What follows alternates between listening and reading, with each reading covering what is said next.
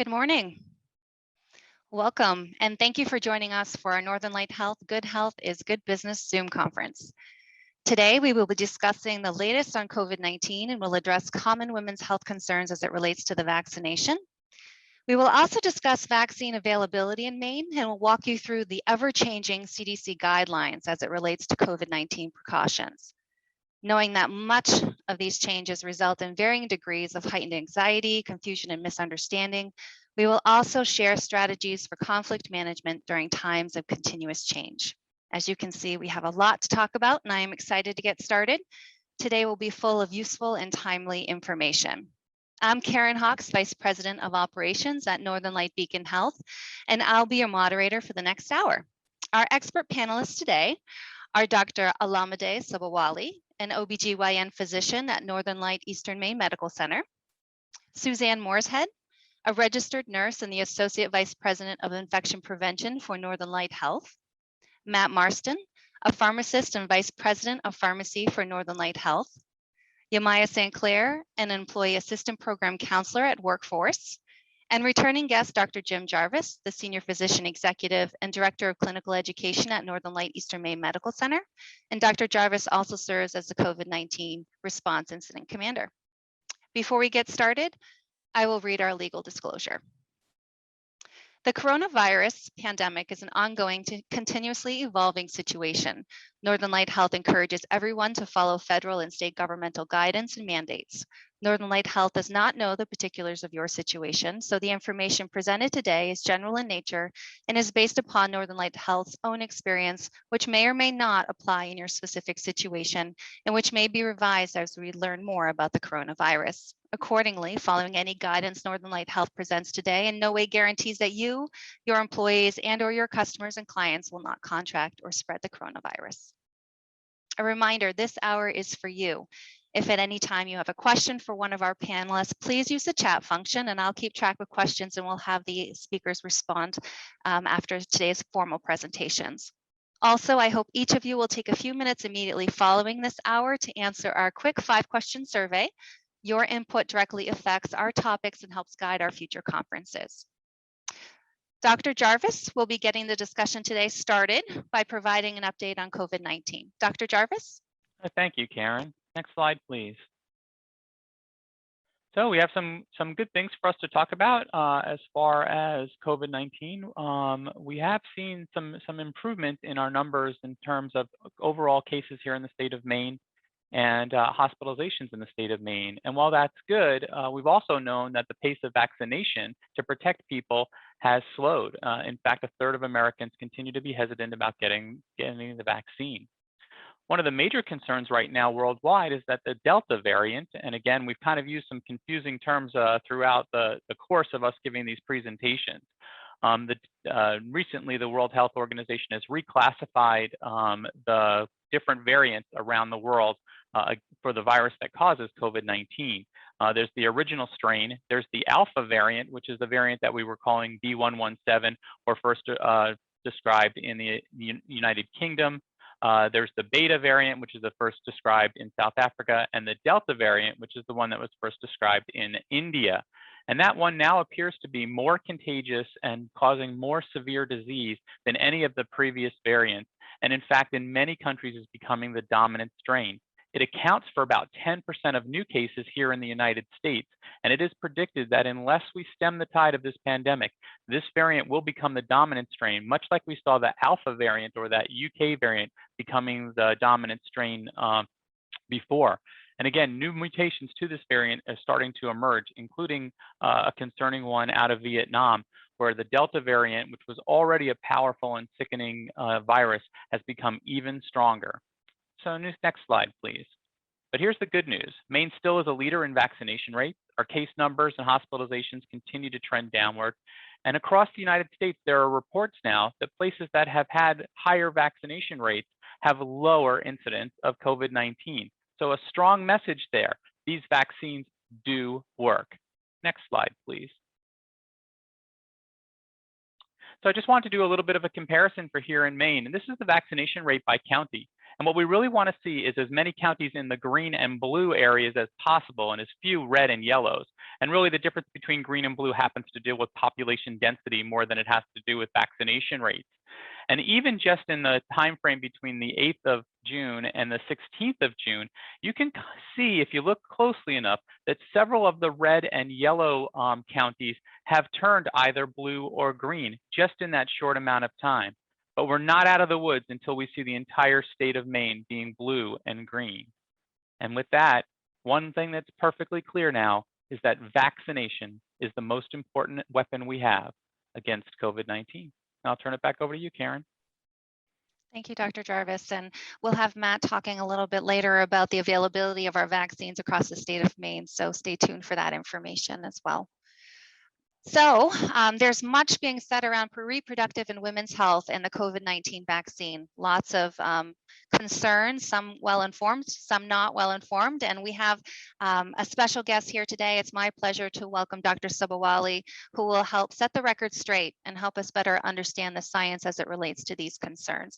So Dr. Subawali, thank you for joining us today, and the floor is yours. Thanks, Karen. So good morning, everybody. So today I'm just going to speak on, as Karen mentioned, the COVID vaccine as it affects fertility. So right off the bat, one of the biggest facts that I'd like you to all take from this today is that there's really no evidence that the COVID-19 vaccine causes any negative or detrimental effects to fertility. So it does not cause infertility.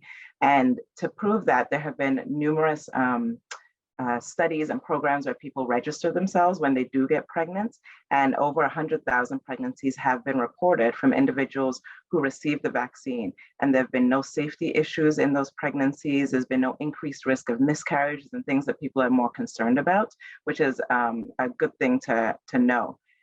In addition, we haven't found any effects on puberty for adolescents or premenstrual, prepubertal adolescents. And often people are wondering if they need to get approval by a provider before getting the COVID vaccine, if they're thinking about getting pregnant or if they're pregnant already. And you don't need any approval. You just need to be ready to get the vaccine. So it's really your own approval to be able to get the vaccine. So one of the biggest questions people ask is, how does COVID even affect pregnant women? And the biggest thing to say is that it affects pregnant women worse. A lot of different diseases affect a pregnant woman in a worse way because the immune system is a little bit dampened because of the pregnancy, so that you don't have untoward consequences of rejecting the pregnancy itself. So one of the things that COVID-19 does specifically with pregnant women is it increases their risk of admission to the intensive care unit. That increases their risk for needing mechanical ventilation, and it increases their risk of death from COVID itself, because you get a much more severe medical condition from getting COVID or contracting COVID when you're pregnant.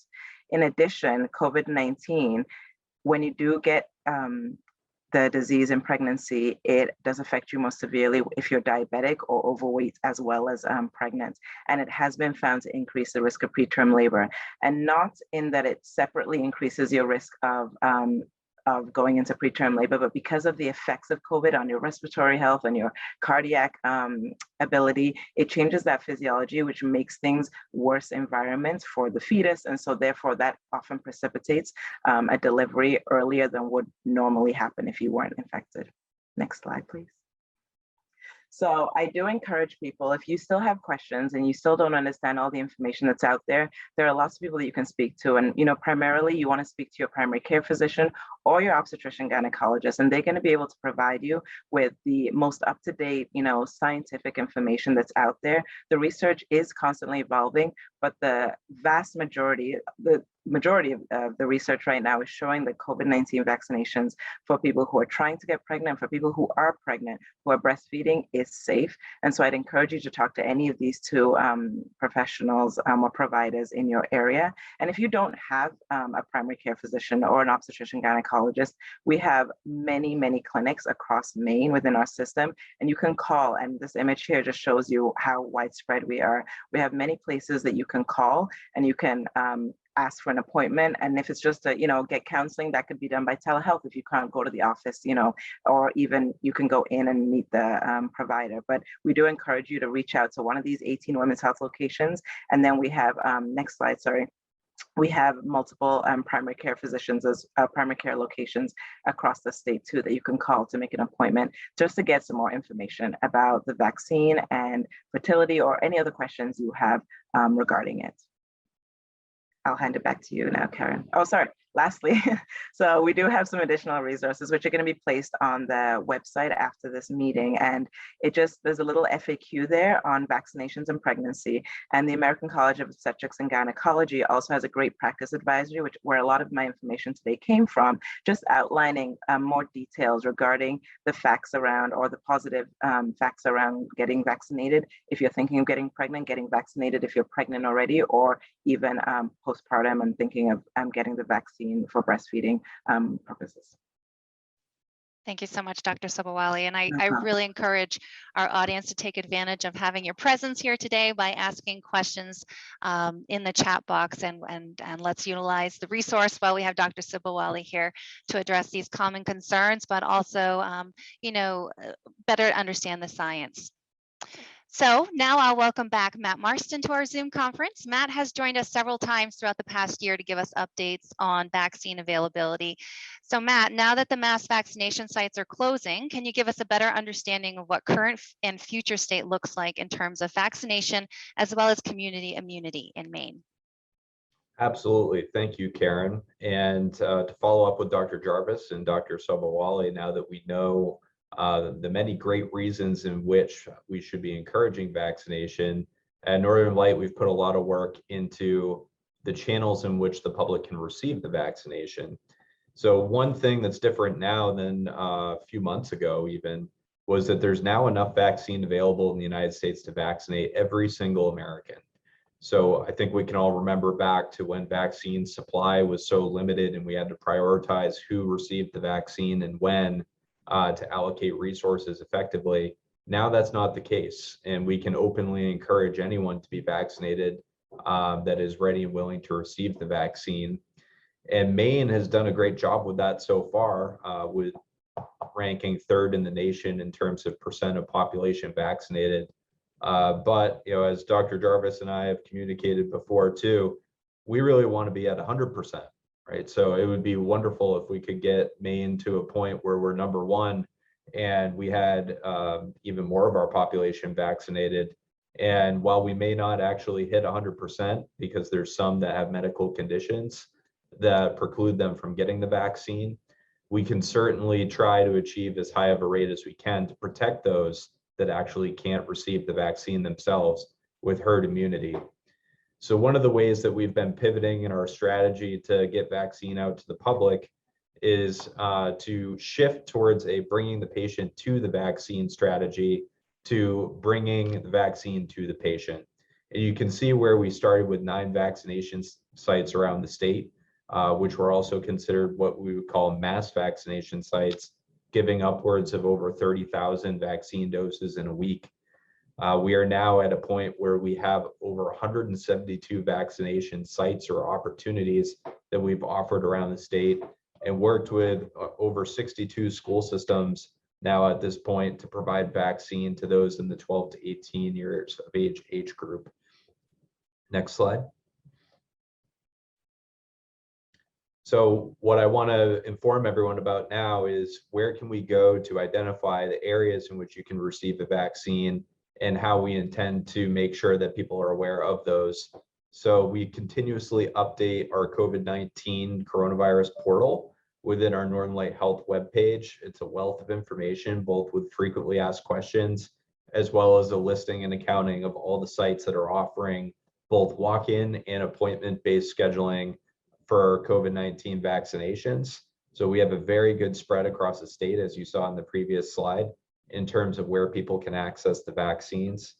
And we also have an opportunity for businesses and organizations to request via that website on an online form on-site vaccination clinics that are done through a variety of organizations within Northern Light Health, and coordinated so that we can offer vaccination opportunities, for example, during someone's workday, where it may be more convenient for them to receive the vaccine versus having to find time to go out and access the vaccine at one of our sites. And walk-in appointments are also available at all of our Northern Light Pharmacy retail locations, which we have in Bangor, Brewer, and Portland.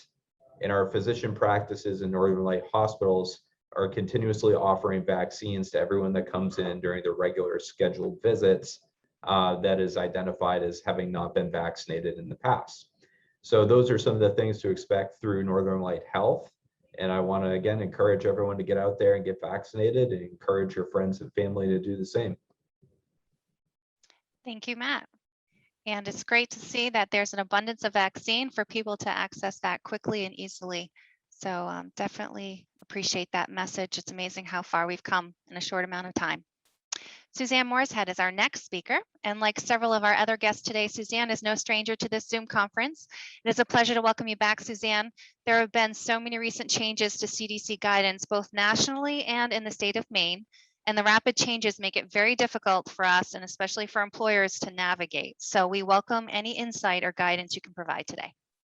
Well, thank you. And good morning. We have certainly learned a lot in the last year and a half. One of the things that we've learned is sometimes it's really the simpler things that we can do to keep us safe, but it's also those same simple things that can cause some of the most confusion. Masking is definitely one of those items. In the simple terms, it's been shown time and time again that it can help slow or prevent the spread of COVID. And now that, but the complex part is now that there's a significant number of individuals that are vaccinated and new positive cases have slowed down, is it still necessary? And if it is necessary, who needs to wear a mask? And those that should wear a mask, when do they need to wear it? And so this has all become so much more complicated. These are all great questions, and the answers aren't always so simple. So I'm just going to give a few points to consider when you're making these tough decisions. And then when I'm done, Yamaya is going to help you with ways to support and communicate those decisions that you do make for your business. So first, what type of business do you have? If it's healthcare related, a school, a congregate living site, if it's one of those, your rules are going to be a little bit different, and they're mandated a little bit differently. And in those cases, masking is still generally required for all individuals at all times when inside, regardless of their vaccination status. But for other businesses, it's really a mixed bag. Those that are vaccinated do have some options. So say your business is non-healthcare, then what? Some things to look at are, what type of customer traffic do you have? Is it frequent? Is it infrequent? Are you in an office building and you have very limited customer contact? Those with limited customer contact and those that don't have customers on site for a long period of time are able to better measure their risk. And even if a customer did become COVID positive, if they were in your location for less than 15 minutes, such as in a convenience store, the risks are going to stay very minimal. But say you own a business with really extended customer contact, not only in length of time, but also in close proximity, such as a salon. You may choose to make a different decision and you want all of your customers to mask for just a little while longer. You should also look at where your business is located. Is it inside or outside? If it's outside, the risk of transmission is far less than what it is inside. So once inside, maybe, if you're outside, nobody needs to vaccinate. And then on the inside, the only people that you might choose to have or wear a mask once you're inside, only those that are unvaccinated should have to remain masked. Now, also for the inside, the question that you should ask yourself is, what percentage of your staff is vaccinated? As you've heard from Dr. Jarvis and Matt, vaccinations work. So if you have a high percentage of staff that's vaccinated, the risk of transmission, even indoors, is minimized. So those that are vaccinated can safely work unmasked. Even if you have a high percentage of staff that are vaccinated, you also should look at your staff's individual risks. If you have a staff that is at high risk, even if they're vaccinated, say you have a staff member with an autoimmune disease or undergoing treatment for cancer, to help protect and keep them safe, it might make sense for you to mandate masking for all of your staff members. And again, look at the communities, both where your staff and your customers live. What's the county positivity rate? And of course, as the virus continues to ebb and flow, keep in the back of your mind that your policies may need to be nimble and adapt with what's happening out in the community. Now, masking in some communities is certainly challenging, but there's one strategy that can also help keep all of your customers safe. And if you want to go to the next slide, and this one presents absolutely no controversy at all.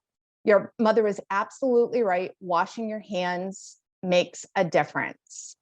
So keep those bottles of hand sanitizer scattered around for your customers to use. Have a bottle on everybody's desk and encourage its use. Use signs to help promote it. And I do get asked a question, what's the difference between using hand sanitizer and soap and water? The answer is actually fairly simple. You should use soap and water if your hands are visibly soiled or if somebody's coughed and sneezed. As for hand sanitizer to be effective, it needs to get below the dirt or other contaminants to actually reach the skin. And this actually, hand washing is one practice, and encouraging it should continue long after all of the other pandemic management practices have retired, because not only will it help prevent the spread of COVID, but it also helps prevent the spread of the flu and the common cold, among other illnesses. So is there anything else that you should be doing? Like washing and sanitizing your hands, keep cleaning and disinfecting those surfaces. And like hand washing, if the surface is visibly soiled, it should be cleaned with soap and water before using a disinfectant. And as much as possible, as it's really hard at times to know who's vaccinated or not, the 6-foot rule still makes sense. And if you're unsure at all if somebody's vaccinated, just keep that distance. Now, the rules may be changing quickly, but remember, COVID is still here. The summer may look a little bit different from the fall. So adapt and expect more changes in the coming months. Thank you. Thank you, Suzanne. The one thing we know is that it will change. So we appreciate the updates you provided us over the past year. Very much appreciated. I'd like to now welcome back Yamaya Sinclair. Yamaya, I recall that it was about this time last year when Maine employers were really struggling with the quote unquote policing of masking within their facility. And of course, Suzanne just outlined that it's once again going to be a little bit different depending on all of the considerations that she's outlined, which opens the door for potential conflict. And so we're hoping that today you can provide some strategies to assist our employers with that. Yeah, thank you. We are in a new stage of this pandemic that can be really tricky for employers, employees, and customers alike. I imagine you've all witnessed a situation like this where, a man walks into a gas station without a mask on, and the gas station attendant says, "You can't come in without a mask." And then the man says, "Well, I thought we didn't have to wear masks anymore." This kind of confusion is pretty common, and what makes it particularly challenging is that both people are kind of correct, right? According to the man, he doesn't need to wear a mask if he's vaccinated because that's the CDC guidance. And according to the gas station attendee, the man does need to wear a mask because that's the employer's policy. So these situations can be really tough. And so I'm going to just provide some tips to help navigate some similar situations. And the first is just to really make that mask policy loud and clear. When it comes to enforcing mask policies, this is the first pillar. Make sure your customers know the rules. Messaging should be communicated in advance, be clear, and be repetitive. For example, many retailers have pop-ups on their websites alerting customers to their safety policies, such as physical distancing protocols or masking rules. They have clear signage on and near the doors. If they require masks, they have a stack of paper masks near the door and have trained employees to greet customers by saying something like, "Excuse me, here's a mask for your convenience." You also want to have designated enforcers. And in many cases, a simple reminder is all it takes to enforce a mask policy. But sometimes customers refuse to comply, and that necessitates a more direct approach. Or it may be that customers start arguing between each other, putting everyone within the establishment on edge. In either circumstance, employers need to make sure they deploy the right people for the job and train them well.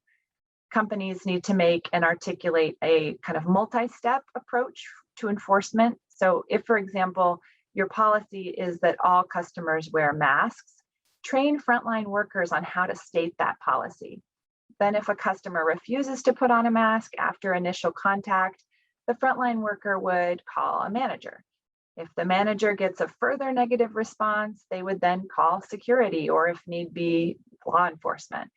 Whether, whatever the circumstances applicable to a particular employer, the recommendation is that there are these steps in place in writing on kind of the de-escalation tactics. And reviewing those de-escalation best practices is highly recommended. You want to clearly train your staff about what protocols they're expected to enforce and how they're expected to respond if someone isn't compliant.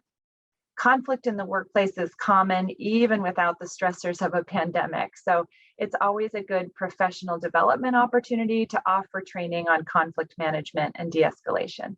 So I'm going to go through just some of the basics. First, de-escalation is really the ability to calmly respond and reduce the intensity of a conflict. The hard truth to navigating all conflict is this: you cannot control another person's behavior. You can only control how you respond. So in a nutshell, you want to just avoid overreacting, remain calm, rational, and professional, and try not to take other people's behaviors personally, which of course is easier said than done. And remember, the more a person loses control, the less they hear your words, the more they react to your nonverbal communication. So you're going to want to keep your tone and body language neutral. Be mindful of your facial expressions, movements, and voice, keeping them as calm and neutral as possible. If it seems safe to do so, it may be helpful to suggest that customers step into a more private area to talk. Onlookers often fuel the fire of a situation and can even become cheerleaders, encouraging someone's behavior. So you'll want to potentially step to the side. When you are able to hear the customer's perspective, try to listen with empathy and without judgment. Focus on understanding the person's feelings, whether you feel they're justified or not, as they're of course real to the other person. You'll also want to set boundaries. Be clear, direct, and respectful. Because an escalating individual is usually too preoccupied to hear too many words, try to avoid jargon and complicated choices. You also may want to try using the yes and stance. When we validate someone's feelings and then follow that validation with a but, the person on the receiving end of the communication tends to hear their feelings don't really matter. So exchanging the word but with the word and is a powerful communication technique. Ignore challenging questions. You don't want to get into a power struggle with someone. It's best to just ignore those questions or statements that are really intended to provoke. You'll want to redirect attention to the issue at hand, ignoring the challenge, but not the person. So bring their focus back to how you can work together to solve the problem. When a person's upset, they may not be able to think clearly. So also giving them a few moments to think through what you've said can allow time for decisions. Your competent, skilled response plays a really critical role in whether a situation gets better or worse. So share these tips with your team and practice these skills in role plays so everyone can increase their likelihood of de-escalating behaviors before they can become dangerous. For additional resources, I really recommend visiting the Crisis Prevention Institute. The website is there on the slide. And you might also consider investing in a conflict management training for your staff. Workforce EAP offers these trainings, and we'd be happy to tailor them to the needs of your organization. Remember, we're navigating a strange transition time as a society, with most but not all people being vaccinated. And a friend of mine said recently, for the next couple of months, it's just going to be weird. So let's just lean into that weirdness and be kind to each other. We'll get through it. And I couldn't agree more. So thank you. Thank you, Maya. And I love that, lean into the weirdness. I think I will use that in the future. So I appreciate that as well. At this time, we will transition to the question and answer portion of our conference. And again, I'd like to invite you to submit questions in the chat feature. I'll invite all of our panelists to turn on their cameras and their microphones. And at this time, we'll go ahead and get started. And my first question is going to be for you, Dr. Jarvis. You spoke of the Delta variant that's getting a lot of attention for good reason in the media, and it's also creating a lot of anxiety and concern. For those who have gotten the vaccine, one of the most common questions is my vaccine going to protect me? And for those that might be on the fence, that might be the deciding factor. So can you speak to that, please? Yeah, that's a great question. So as we every day we learn more and more about both the virus and the vaccine that fights the virus. And what we have learned so far is that yes, the 3 vaccines that would have emergency use authorization here in the United States, the Pfizer, the Moderna, and the Johnson & Johnson, all appear to be very effective in decreasing the rate of transmission, severity of illness, hospitalization, and death from the Delta variant. So that's very good news for us. But remember, right now, children can't be vaccinated, and we have a lot of people who are hesitant. That means that there's still a lot of virus out there. And as there's virus out there, the virus can always change and certainly can spread from person to person. And so that is where the concern is. But if you haven't been vaccinated and you're like, well, why should I get vaccinated? The virus is changing so much, it won't mean anything. Right now, the vaccine does work against all the known variants here in the United States, and that's good news. And the only way we can prevent new variants from occurring is to decrease the overall amount of virus out in our communities. Vaccination helps us to do that. And Dr. Jarvis, as kind of a follow-up to what you just said, I think that there are a lot of parents concerned that this particular virus is, or variant, the Delta variant, is having more causing more severity among children who are getting that. And they, of course, have anxiety because they can't vaccinate their child who's under 12 yet. So is there truth to that concern? There is some truth to that concern, and we have seen that the number of people who have been hospitalized in our hospitals, the average age has been going down. Thankfully, it still looks like children are not being as severely affected, but that doesn't mean no children are being severely affected. We do know that children have had to be hospitalized. We know that children have needed intensive care, and unfortunately, some children have died. We also know that there's that other condition out there called multi-system inflammatory disorder, which has basically caused children to have had the virus attack multiple organ systems in their body. Now, many of those children recover, but again, some of them became severely ill, and unfortunately, some died. The other issue too is just think about school. If we have a lot of kids who are getting sick, then that means that we're going to have to close schools again, and we know that is not healthy for our children. So thinking on the broader picture, which is why I continue to say, if we want to protect our children, everybody around them needs to be vaccinated. Thank you for that, Dr. Jarvis. I know for me as a parent, I am so eager for hopefully some level of normalcy at next school year. And so I do encourage people to do their part so that that can be the case for our students, because we all know they need to get back to some level of normalcy. So Dr. Subawale, the next question I have is for you. There are some recent reports that women are experiencing more side effects from the COVID-19 vaccine, and that's causing some concern. Can you speak to this and let us know if this is true, and should we be concerned? Sure, it's a good question. So I think it's important to note that when you get the vaccine, you're basically stimulating your immune response to generate the antibodies to protect you. And with females, what's been noticed is, apart from the soreness of the site, the fever, and different things like that, people are noticing maybe it affects their menstrual cycles, things like that. And that is actually normal. It's been found in cases when people get the flu vaccine and people get the HPV vaccine. There's a lot of scrutiny on side effects with the COVID-19 vaccine, just because it's a global pandemic right now. So any side effects are brought up more, and even though they are legitimate side effects, they actually happen with almost all your vaccines. And that's just because your immune system is mounting a response. So it's like a stress response to your body, and your body responds by either changing your menstrual cycle by making it a little bit earlier or making it a little bit later. But then by the next cycle or the second cycle, things will normalize. It's a temporary change. It's not something that's going to affect you, moving down the line. So those changes that people are noticing, they are legitimate. They do happen, but they're temporary, just like the soreness of the site is temporary, the redness, the fevers, things like that. Thank you. I honestly had no idea that impacts on the menstrual cycle were a side effect of other vaccines. And Yes. so that is, to me, just a little gem of nugget of information that I appreciate you sharing. I think that you're right. The focus and attention on COVID is making people more aware of these Right. side effects that are actually quite common. So I appreciate that.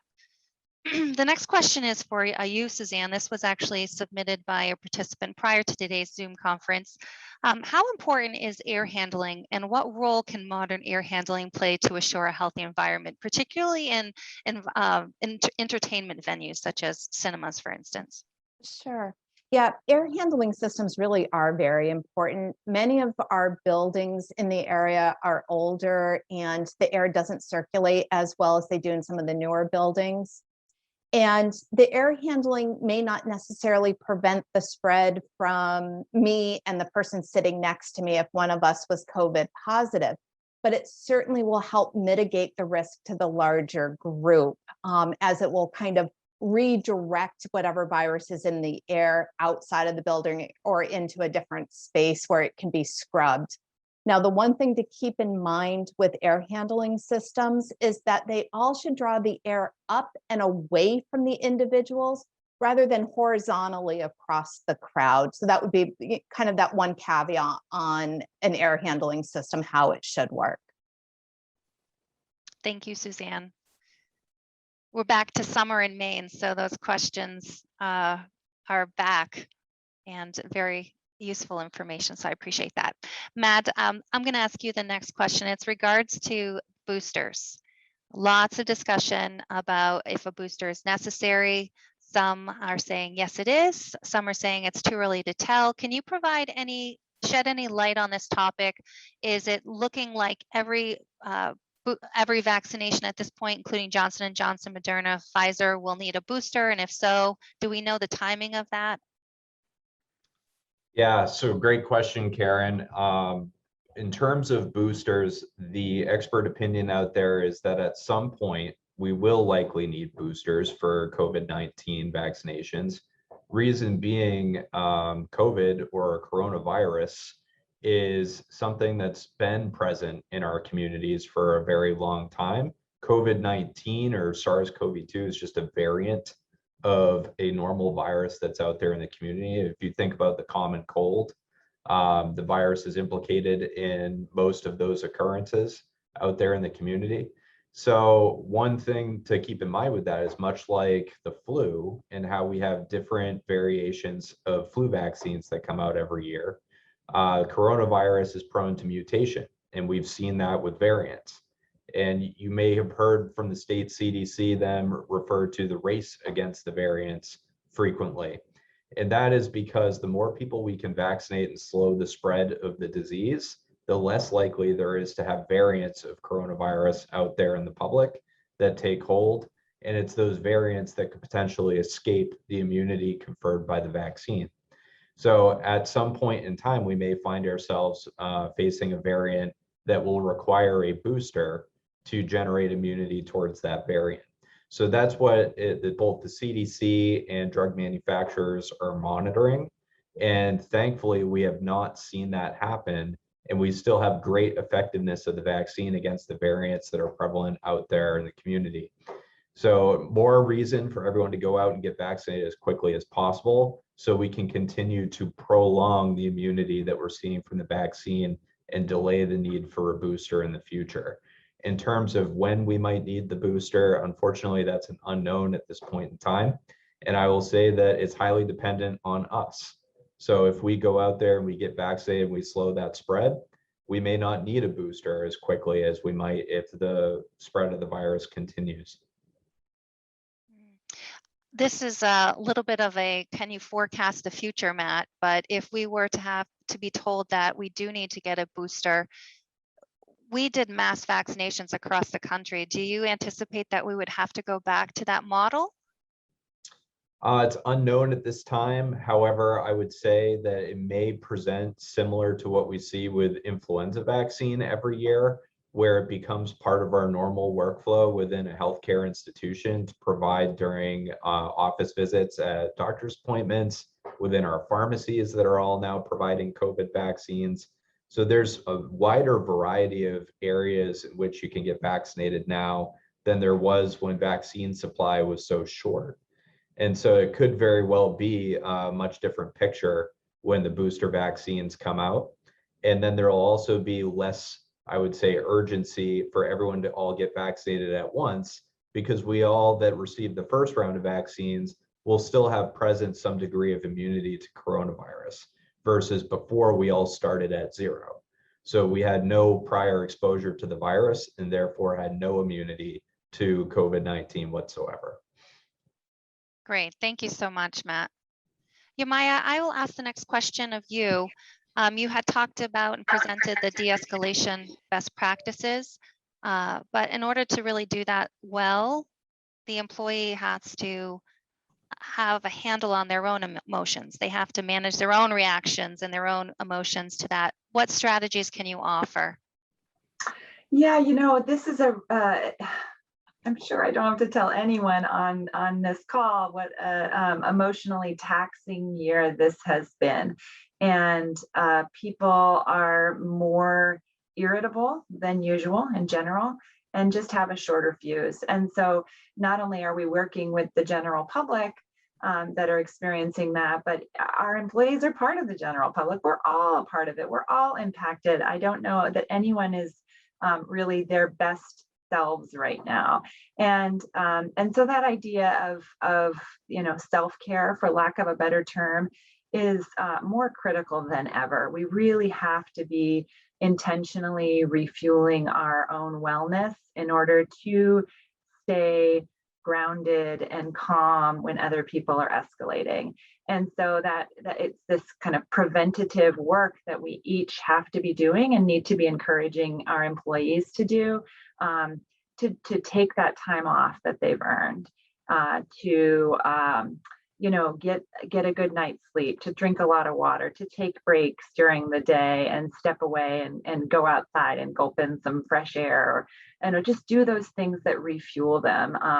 And so as leaders, to be modeling that is really critical, so that we're not just saying one thing and doing another, but walking the talk ourselves, so that it's easier for others to emulate that. And that's really the best advice I can offer here, is just prioritize intentional self-care. Thank you, Yamaya. So important. And summer is the best season in Maine, in my opinion. I know that's debatable with some folks, but certainly take that paid time off, right? Help us help our mental health. Dr. Sabawali, the next question I'm going to ask of you, and this is just probably some of what you've already presented, but I wanted to invite you again to kind of help people better understand and put minds at ease as it relates to pregnancy and the COVID-19 vaccine, and what the potential impact there is or is not as it relates to a pregnant woman getting the vaccine, and potential harm or no harm done to the baby. And then also, if you could address breastfeeding, that was a question that was asked last time we had a Zoom conference, that would be very helpful as well. Okay, so regarding pregnancy and getting the vaccine, so the biggest thing with getting the vaccine is we found that the antibodies, so the protection that you get from getting any vaccine, specifically from the COVID-19 vaccine, is going to be transmitted to the baby, which is beneficial because, as was touched on earlier, children under 12 can't get vaccinated yet. So if you can vaccinate your newborn before they're born, then that's basically what you're doing, is they're giving them that protection and that immunity before they're even born, so that when they're born, you can worry a little bit less that they're going to get one of those severe side effects or severe diagnosis from getting the COVID-19 virus itself. So this also transmits to not just when you're pregnant, but when you're breastfeeding. We found from studies and from people enrolling in these different trials, they send off their breast milk, at certain weeks after they got the vaccine, and certain weeks when they're breastfeeding. And we've seen that the antibodies are actually transmitted in the breast milk as well. So that's another way of getting your baby basically protection from the COVID-19 vaccine, is to continue breastfeeding even when you're vaccinated, because you want to transmit some of that protection to the baby. And that's why, breastfeeding, we do try and encourage, if it's possible, that you breastfeed so that you can give some of these immune benefits to your baby. And COVID-19 vaccination is one of the ones that actually will transmit to the baby. So regarding that question, I think it's been all positive that we've seen regarding getting vaccinated in pregnancy as well as after you deliver. So let's say you're just, still very concerned about getting vaccinated when you're pregnant. Well, when you've delivered now, getting that vaccine is still safe and it still will provide some immunity to the baby. So we still recommend it. Regarding the second question what was it now?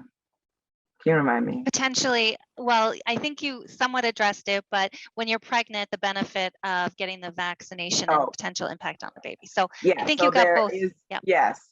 So the vaccination, the effect on the baby is there's no effect apart from them getting the protection. The effect of the virus, on the other hand, is what I touched on, which was that preterm labor. And because the mom is now sick, whenever a pregnant mother gets sick, you get very, very sick.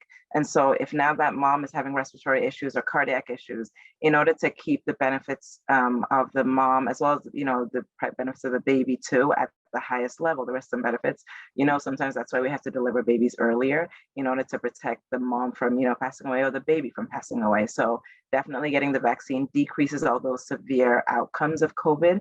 And so protects you from getting to that stage at all.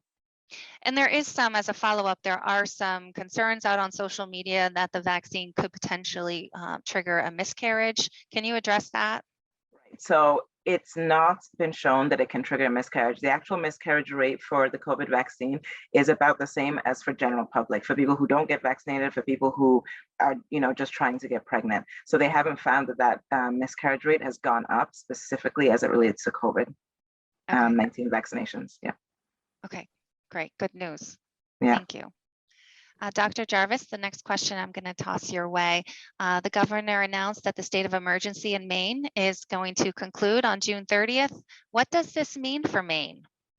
Yeah, it's kind of one of those mixed messages kind of things. So one, it's the reason why she's able to do that is because we've seen such improvement in our case rates, and our vaccination rate is higher than most.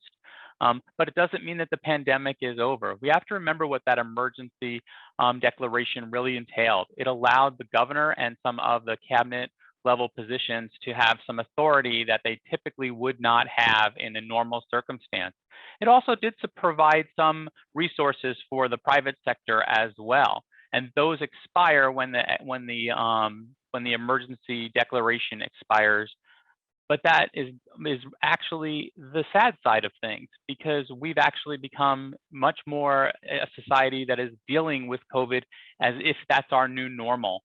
And that's really where the declaration changes now, is that we can't think like, oh, this means that we can all, stop wearing masks when we're gathering and we don't need to get vaccinated because everything's better. It's actually that we've transitioned to a new normal where COVID is going to be part of that, just like influenza is on a seasonal basis. And just like we deal with other infectious diseases on a regular basis without requiring it to be declared an emergency. The emergency declaration was to allow us to work in a very cohesive manner during a crisis situation. But now as we move to our new normal, there's no reason to have that. So that's really what it means. It's kind of twofold. It's good news, and it's also a little bit sad news. Thank you, Dr. Jarvis. I was thinking the same. I think that, people are hearing state of emergency will come to an end, and then we're back to normal, and that's not the case. So, all right. The next question I'm going to toss to you, Matt. What vaccines are currently conducting trials for that 12-year-old population and 12-year and under population, or I suppose it's 11-year-old and under? And do you have any estimates or insider information as to when those vaccines might become available? Yeah, so in answering the first question, all three of the vaccines currently approved in the United States, Pfizer, Moderna, and Janssen, all have ongoing clinical trials right now in ages under 12 years of age. However, I would anticipate that the first vaccine that will receive approval in the younger age groups will be Pfizer, much like we've seen all along, as they were first out the gate in their clinical trials. So in terms of the timeline and moving through the clinical trial process through the FDA, they're likely the first to receive approval. And reports from Pfizer and the FDA indicate that we could anticipate seeing that age expansion occur sometime in the fall. So one of the things that we're doing as an organization is working with the Department of Education and local school districts to prepare for that. As we can imagine, this would be a tremendous win for us to be able to vaccinate our children in the fall as they go back to school. And then again, like we've seen shifting of restrictions and return to normalcy, if we can get our children vaccinated, again, we can move them back towards a more normal school season and prepare them better for integrating back with their peers in a school setting. So we're having active meetings about that and trying to do some advanced preparedness and planning to be able to facilitate that, much like we've done with the 12 years of age and up population. And we're excited for the news when that comes out, although I don't have an exact date, unfortunately. Sometime in the fall is what's anticipated. Thank you, Matt. That's helpful. And I just have to say, I was so impressed to see how quickly our health systems in Maine partnered with schools to roll out vaccination programs late this spring in response to the Pfizer becoming more available. So well done. I know you played a big role in that from Northern Light Health's perspective, but it was great to see that community partnership with the healthcare systems across all areas of Maine. Suzanne, I have a question for you. It's related to employee exposures. Now that we have employees who are vaccinated, employees who are not vaccinated, it's really, I mean, it was confusing already for employers as to how to handle an employee exposure to COVID-19, but now it seems almost more confusing. Can you provide a little bit of insight into how an employee should handle an employee exposure to COVID-19 now and where they can go for more information? Absolutely. And it is confusing. It's a great question. And one piece for every person, every employee that you have, there's an exposure, is they all should be notified. If the employer is aware that they have staff that was exposed to COVID, whether the staff is vaccinated or not, they should at least be aware that they've had that exposure. Now, what to do with the staff's a little bit different. If you have vaccinated staff, generally, as long as they're not having any symptoms at all, they can just continue to work and just kind of monitor to make sure that they don't have symptoms. Of course, if they come down with a fever, cough, any of those normal type of COVID symptoms, they should be excused from work. Now, your unvaccinated staff, they should be excused from work during that time frame of the exposure. So for out in the community, if it's non-healthcare, that would be 10 days before you allow them back into the workplace. So it varies a little bit in terms of what to do with them, but everybody should be notified. Great, thanks, Suzanne. And Dr. Jarvis, I have a couple of questions for you that have come to me through the chat box. The first is just for clarity's sake. We talked about the end of the state of emergency in the state of Maine, and I just want clarification. We know that the FDA approved, or I don't even know if it's formal approval. I don't know the lingo, but you can probably know where I'm going with this, that Pfizer, Moderna, and Johnson have gotten the blessing from the FDA, and that was under a state of emergency. So just to clarify, what that means for the vaccines in relation to FDA. Sure. Yeah, and again, it becomes confusing language when we use the same words to define many different things. So emergency use authorization was what the FDA granted for the use of those vaccinations. The word emergency there really didn't have to do with the state of emergency, but rather with the process that they followed. Instead of going through their usual bureaucratic process, they accelerated the process, hence the word emergency. They did it in a rapid fashion. All those vaccines, I believe, now have applied for full approval from the FDA, and that just takes a bureaucratic lifetime to get done. Hopefully, Pfizer will get its done rather soon. So the state of emergency, the declaration of emergency, none of that affects the emergency use authorization. Great, thank you for that. And the next question I'll toss to you, and of course Suzanne can chime in too if she disagrees with you. Sometimes she's been known to do that. We have a question in the chat box asking if it's safe for people to congregate indoors if they're all vaccinated, even if they're at that higher risk population of 60 plus. Yeah, so that's actually the new recommendation from the CDC, and the Maine CDC has supported that as well. But remember, there are always going to be those of us that either cannot be vaccinated for medical reasons or for religious or philosophical reasons, and those that even if they are fully vaccinated may not have the full benefit, particularly those who may be immunocompromised, which could be because they're undergoing cancer treatments, they have diabetes, they have other things that make it so that their immune response is not as strong. So what I always say is, please respect those who continue to wear masks. Don't think that the reason why they're wearing a mask is simply because they refuse to be vaccinated or can't be vaccinated. It may simply be because they want that added layer of safety. And so if you are going to congregate with a group of people who are fully vaccinated, just be supportive of those who either can't be vaccinated or who choose to continue to wear masks for other reasons. Thank you. Well said. And Matt, I think I might toss you the last question. I'm hoping it can give us some ray of hope and excitement for the future. And what rate or vaccination rate are we targeting to be able to say that we're at community immunity? Yeah, absolutely. So in a previous meeting that we've had too, I mentioned back when our vaccination rates were down at around 18%, that we really need to achieve greater than 60% to even start seeing any degree of herd immunity conferred. And thankfully, we've achieved that as a state, and we're over that 60% threshold. And as Dr. Jarvis mentioned, the states that are achieving those types of vaccination rates are actually starting to see declines in cases of COVID-19, which could be an early sign that the vaccines are doing what we expect them to do, and is very encouraging. However, we still have work to do to achieve full herd immunity. And like I had mentioned before, we really want 100%. Now, we know that there's some people that can't get it, but the higher the percent vaccinated we get, the higher the herd immunity that's conferred. And so just with any virus that's out there, the more people that are vaccinated, the harder it is for that virus to spread from person to person. And Vermont actually hit the news as being the first state to achieve over 80%. And if you achieve over 80% of the population vaccinated, that achieves a high degree of herd immunity as well. So we want to be right up there with Vermont. And that's my call to action, that if we can get up with Vermont and the likes that have over 80% vaccinated, we'll all be safer for it. So please encourage your loved ones and family again to get out there and get vaccinated.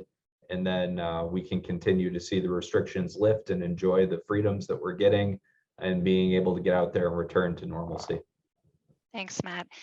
Those of us in Maine, we know Maine's a proud state, and we will do our best to overtake our friends in Vermont and make our way to the top. I have no doubt. So we know it's available, and there's resources available to help link you to local access point for the vaccination, and that information is going to be on our website, so we encourage you to visit that.